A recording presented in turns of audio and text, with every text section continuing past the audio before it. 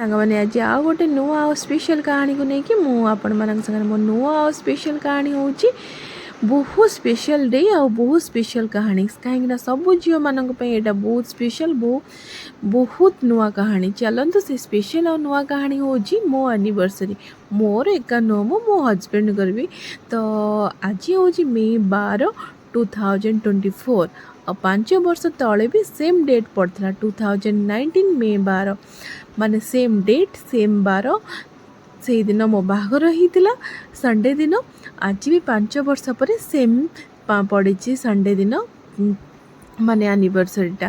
ତ ତା ଆଗ ଦିନ ଇଏ ଆସିକି ପହଞ୍ଚି ଯାଇଥିଲେ ଘରେ, ତ ମୁଁ ବି ବାପ ଘରେ ଥିଲି। ତ ଆମେ ସମସ୍ତେ ମିଶିକି ମୋ ଭାଇ ଭଉଣୀ ଦାଦା ଖୁଡ଼ି ମାମୁଁ ଆଉ ସମସ୍ତେ ମିଶିକି ମୋର ଆନିଭର୍ସରୀ, ଆଉ ସେଦିନ ମଦର୍ସ ଡେ ବି ଥିଲା। ତ 5 ବର୍ଷ ତଳେ ବି ସେମ୍ ମଦର୍ସ ଡେ ବି ପଡ଼ିଥିଲା। ତ ସମସ୍ତେ ଆମେ ଏନ୍ଜୟ କଲୁ। ରାତିରେ ଏଇଟା ସରପ୍ରାଇଜ୍ କେକ୍ ଥିଲା, ସମସ୍ତେ ଆମ ପାଇଁ ରଖିଥିଲେ ମୋ ଭାଇ ଭଉଣୀମାନେ। ତ ଯେହେତୁ ଇଏ ଆସି ଟାୟାର୍ଡ଼ ହେଇକି ପହଞ୍ଚିଥିଲେ, ଶୋଇପଡ଼ିଥିଲେ, ତ ତାଙ୍କୁ ଉଠେଇକି ତ କେକ୍ କଟ୍ କରିଥିଲୁ। ଆମେ ଯେତିକି କେକ୍ ତ କଟ୍ କରିନଥିଲୁ, ମୋ ଝିଅ ବି ସେତିକି ଏନ୍ଜୟ କରୁଥିଲା ଆମ ଆନିଭର୍ସରୀରେ କେକ୍ କଟ୍ କରିକି। ତାପରେ ସେ କେକ୍ କଟ୍ କରିସାରିଲା ପରେ ସମସ୍ତେ କେକ୍ ଖାଇନେଲୁ। ସମସ୍ତଙ୍କ ମୁହଁରେ କେକ୍ ବୋଳାବୋଳି କରିସାରିଲା ପରେ ସେଦିନ ରାତି ପାର୍ଟଟା ସରିଗଲା। କାହିଁକିନା ଆନିଭର୍ସରୀର ଫାର୍ଷ୍ଟ ରାତିରେ ଟିକେ ସେଲିବ୍ରେସନ୍ ନ କଲେ କେମିତି ମଜା ଆସିବ। ତ ଫାର୍ଷ୍ଟ ଝିଅକୁ କେକ୍ ଖୋଇସାରିକି ତାପରେ ସମସ୍ତଙ୍କୁ ଦାଦା ଖୁଡ଼ି ଭାଇ ଭଉଣୀ ମାମୁଁ ସମସ୍ତଙ୍କୁ କେକ୍ ଖୋଇସାରିଲା ପରେ ସମସ୍ତଙ୍କ ମୁହଁରେ ଟିକେ କେକ୍ ବି ଲଗେଇଦେଲୁ। ରାତିର ସେଲିବ୍ରେସନ୍ ସେଦିନ ଏମିତି ବହୁତ ମଜାମସ୍ତିରେ ସରିଗଲା। ତ ଆନିଭର୍ସରୀର ତ ମଜାମସ୍ତି ରାତିରେ ସରିଗଲା। ତ ନେକ୍ସଟ ଡେଟ୍ ପାଇଁ ଆମେ ପ୍ଲାନିଂ ବି କରୁଥିଲୁ ସମସ୍ତେ କ'ଣ କରିବୁ ମର୍ଣ୍ଣିଂରେ। ତ ମର୍ଣ୍ଣିଂରେ ଭାବିଲୁ ଆମେ ଜଲ୍ଦି ଉଠିକି ମନ୍ଦିର ଯିବୁ। ଜାଣିଥିବେ ରାତିରେ ତ ଏତେ ଡେରିରେ କେକ୍ କରି ସାରିଲା ପରେ ଯେଉଁ ତ ସକାଳୁ ନିଦ ଭାଙ୍ଗିବ ଭାବି ପାରୁଥିବେ। ସକାଳୁ ନିଦ ଭାଙ୍ଗିଲା ଯେ ଛାଡ଼, କହିହେବନି ଯେଉଁ ମନ୍ଦିରର ନିଦ ପ୍ଲାନିଂ ହେଇଥିଲା। ତ ସମସ୍ତେ ମାନେ କେକ୍ କଟ୍ କରିସାରିଲା ବେଳକୁ ଶୋଇଲା ବେଳକୁ ରାତି 1 କଥାବାର୍ତ୍ତା ହେଇକି। ତ ବହୁତ ସାରା ମଜାମସ୍ତି ହେଲା, ବହୁତ ସାରା କଥାବାର୍ତ୍ତା ହେଲା। ସମସ୍ତେ କହୁଥାନ୍ତି ଯେ 5 ବର୍ଷ ତଳେ ଯେଉଁ ଡେଟ୍ ପଡ଼ିଥିଲା ଏବେ ସେଇ ଡେଟ୍ ପଡ଼ିଛି। ତ ଇଏ ମୋ ଭାଇକୁ ବି କେକ୍ ଲଗାଉଥାନ୍ତି, ମାମୁଁକୁ ବି କେକ୍ ଲଗାଉଥାନ୍ତି। ଏମିତି କରି କରି ସେମିତି ରାତିର ସେଲିବ୍ରେସନ୍ଟା ଆମର ହେଇଗଲା। ତାପରେ ସମସ୍ତେ ମିଶି କଥାବାର୍ତ୍ତା ହେଲୁ। ତାପରେ ରହିଲା ମୋ ଝିଅର ପାଳି। ମୋ ଝିଅକୁ ରହିଲା ଏବେ କେକ୍ କାଟିବା ପାଇଁ। ତାପରେ ମର୍ଣ୍ଣିଂରେ ଉଠିଲୁ। ମର୍ଣ୍ଣିଂରେ ମାନେ ଦିନ 11ଟା ବେଳେ ହିଁ ଆମେ ଉଠିଲୁ।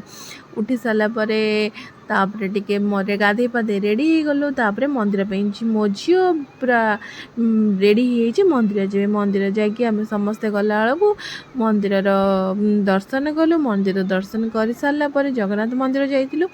ତାପରେ ଟିକେ ଫଟୋ ଉଠେଇ ନେଲୁ। ତାପରେ ସେଇଠି ଗୋଟେ ପାର୍କ ଭଳିଆ ଜଙ୍ଗଲ, ପାର୍କ ନଥିଲା, ଟିକେ ଛୋଟ ଗୋଟେ ମିନି ଜଙ୍ଗଲ ଥିଲା, ମାନେ ଛୋଟ ଜଙ୍ଗଲ ଥିଲା। ସେ ଜଙ୍ଗଲ ଭିତରେ ଆମେ ଯାଇକି ବସିଲୁ। ବହୁତ ଖରା ହେଉଥିଲା। ମୁଁ ଟିକେ ମାନେ ଛାଇ ପାଇଁ ଆମେ ସେ ଜଙ୍ଗଲରେ ବସିଲୁ, ଟିକେ ଫଟୋ ଉଠେଇ ନେଲୁ। ଫଟୋ ଉଠେଇ ନେଇ ସାରିକି ତାପରେ ଆମେ ଘରକୁ ରିଟର୍ନ ଆସିଲୁ। ଘରକୁ ରିଟର୍ନ ଆସି ଖାଇ ପିଇକି ଶୋଇଗଲୁ। ତାପରେ ରାତିର ହେଲା ମାନେ ପ୍ଲାନିଂ ହେଉଛି ଆନିଭର୍ସରୀ ରାତିରେ। ତାପରେ ଘରେ ଟିକେ ଆଉ ଟିକେ କେକ୍ କାଟି ନେଲୁ। ଯେହେତୁ ସେଦିନ ମଦର୍ସ ଡେ ବି ଥିଲା, ମଦର୍ସ ଡେ ଯେହେତୁ ଥିଲା ତ ସେଥିପାଇଁ ମଦର୍ସ ଡେ ସହିତ ଆନିଭର୍ସରୀ ଦୁଇଟା ତ ସେଲିବ୍ରେସନ୍ ବନତା ହେ ଭାଇ। ତ ଆମେମାନେ 2 ଜଣ କେକ୍ କାଟି ସାରିଲା ପରେ, କେକ୍ କଟ୍ କରିସାରିଲା ପରେ ଫଟୋ ସୁଟ୍ ବି ସମସ୍ତେ ଟିକେ ଫ୍ୟାମିଲି ଫଟୋ ଉଠେଇ ନେଲୁ। ଫ୍ୟାମିଲି ଫଟୋ ଉଠେଇ ସାରିଲା ପରେ କେକ୍ ବି କଟ୍ ହେଲା। କେକ୍ କଟ୍ ହେଇସାରିଲା ପରେ ତାପରେ ଆମେ ଚାଲୁ ହୋଟେଲ।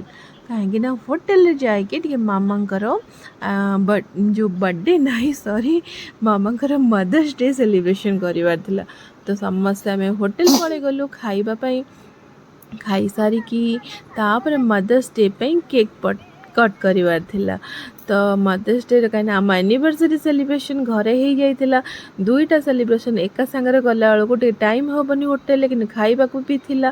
ତ ସମସ୍ତେ ଡିନର୍ କରିସାରିକି ତାପରେ ମାମାଙ୍କର ମଦର୍ସ ଡେଟା ସେଇଠି ଆମେ ସେଲିବ୍ରେସନ୍ କଲୁ ହୋଟେଲରେ। ମଦର୍ସ ଡେ ମୋ ମାମାର ନଥିଲା, ସେଦିନ ମଦର୍ସ ଡେଟା ମୋ ଝିଅର ଥିଲା। ନା ତ ମୋ ମାମା ଓ ଝିଅ ମିଶିକି ତ କେକ୍ କଟ୍ କଲେ। ସମସ୍ତେ କେକ୍ କଟ୍ କରିସାରିଲା ପରେ ଖାଇନେଲେ କେକ୍। ତାପରେ ସମସ୍ତେ ସେଦିନ ବହୁତ ଏନ୍ଜୟ କଲେ। ତ ମୋ ଝିଅ ସମସ୍ତଙ୍କୁ ଟିକେ କେକ୍ ଲଗାଉଥିଲା ଆଉ ଖୁଆଉଥିଲା। ତ ମଦର୍ସ ଡେ ତ ଆମେ ଏମିତି ସେଲିବ୍ରେସନ୍ କରିନେଲୁ। ତାପରେ କ'ଣ ହେଲା, ଭାବନ୍ତୁ କ'ଣ ହେଇଥିବ। ତାପରେ କ'ଣ କଲୁ, ମସଲା ଜଲଜିରା କୋଲ୍ଡ ଡ୍ରିଙ୍କ୍ସ ତ बनता है ଭାଇ। ମସଲା ଜଲଜିରା କୋଲ୍ଡ ଡ୍ରିଙ୍କ୍ସ ପିଇ ସାରିଲା ପରେ ସମସ୍ତେ ଆମେ ଫଟୋ ସୁଟ୍ ଆଉ ଥରେ କରିନେଲୁ ଘରେ ଆସି। କାହିଁକିନା ଯେଉଁ ପୁରୁଣା ଆନିଭର୍ସରୀ କେକ୍ଟା ଥିଲା ସେଇଠୁ ଆସି ଫଟୋ ସୁଟ୍ କରିସାରିଲା ପରେ ଏମିତି ସେଦିନ ମେ 12, 2024 ଏମିତି ଆମେ ଦିନଟା ସେଲିବ୍ରେସନ୍ କଲୁ। ତ ଆପଣମାନଙ୍କୁ କେମିତି ଲାଗିଲା ମୋ ଆନିଭର୍ସରୀ ଆଉ ମଦର୍ସ ଡେ ଆପଣମାନେ ନିହାତି ଜଣେଇବେ। ଆଉ ରହିଲା ମୋ ଭିଡ଼ିଓ ଯଦି ଆପଣମାନଙ୍କୁ ଭଲ ଲାଗୁଛି ଲାଇକ୍ କରିବେ, ସେୟାର କରିବେ ଆଉ ସବସ୍କ୍ରାଇବ୍ କରିବେ। ଯଦି ଆପଣମାନଙ୍କୁ ମୋ ଫ୍ୟାମିଲି ଭଲ ଲାଗୁଛି ତ ନିଶ୍ଚୟ କମେଣ୍ଟ କରି ଭଲ ପାଇବା ଗୁଡ଼ା ଦେବେ।